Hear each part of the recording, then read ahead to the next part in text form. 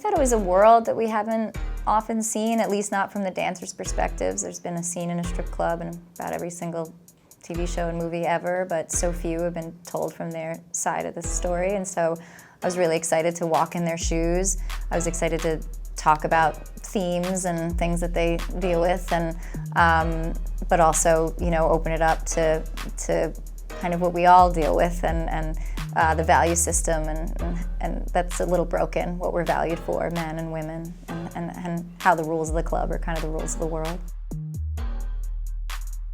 Oh, I really wanted to make sure that this movie was as authentic as possible, so I did a ton of research and went to a lot of strip clubs and spoke to a lot of strippers, former strippers, talked about the 2008 financial crisis and what a giant impact it had on their industry. Of course, it had an impact on everybody, but how that changed for them, what $20 meant to them after that. So I wanted to make sure that it was as authentic as possible.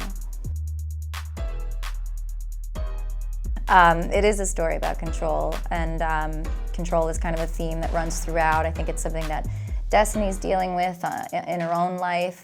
I think it's something we're all kind of dealing with, you know, a sense of feeling out of control. And sometimes Ramona's in control, sometimes Ramona's behind the wheel and it feels safe, sometimes she's behind the wheel and it doesn't feel safe. So there are moments that we feel like we're in the passenger seat, and moments where we feel like we have our hands on the wheel.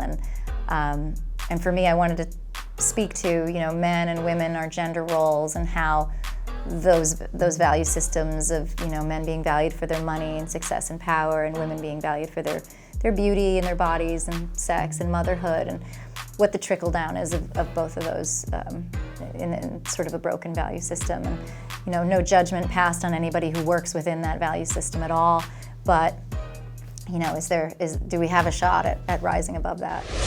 Jump it down, back it up, ooh.